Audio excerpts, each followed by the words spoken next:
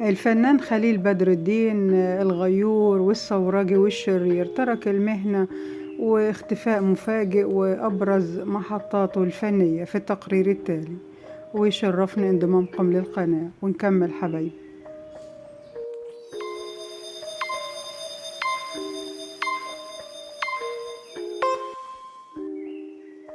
الفنان خليل بدر الدين مواليد 1929، وسنوات العمل بدأت من 1959 ل 1968.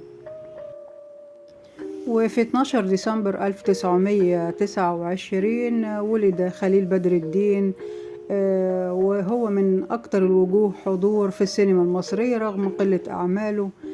صاحب ملامح هادية بتخفي وراها شر مكتوم، وصوته بيحمل ذكاء بخبث جعل منه عنصر ثابت في أدوار الشر النفسي خلال فترة الستينيات.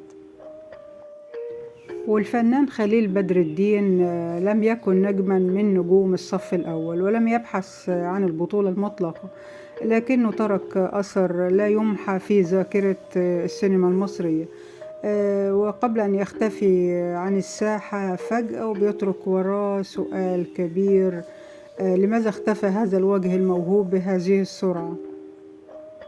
والفنان خليل بدر الدين دخل عالم الفن أواخر الخمسينيات، وكانت البدايات في فيلم عودة الحياة سنة 1959 مع الفنان أحمد رمزي ومحمود المليجي، حيث لعب دور تاجر المخدرات اللي بيورط صديقه البريء.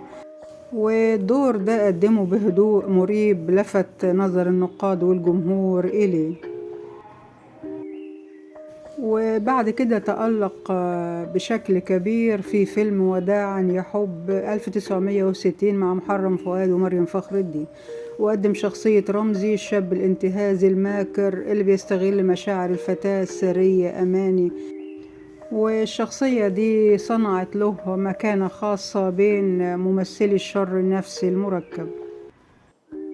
وعلى مدار 9 سنوات فقط من 1959 ل 1968 شارك خليل بدر الدين في 9 أفلام، ورغم قلتها إلا أنها حفرت في ذاكرة عشاق السينما المصرية، زي فيلم في بيتنا رجل 1961 بدور فتحي المليجي الطالب الثوري أمام عمر الشريف، وست البنات 1961 حمادة نور الدين، وفيلم النضارة السوداء 1963 الشخصية الغامضة أمام نادية لطفي، والحب الخالد 1965 دور أبو المعاطي اللي بيتمرد على عصابة المعلم رابح، وعدوية في 1968 بدور فرج كان آخر ظهور له على الشاشة.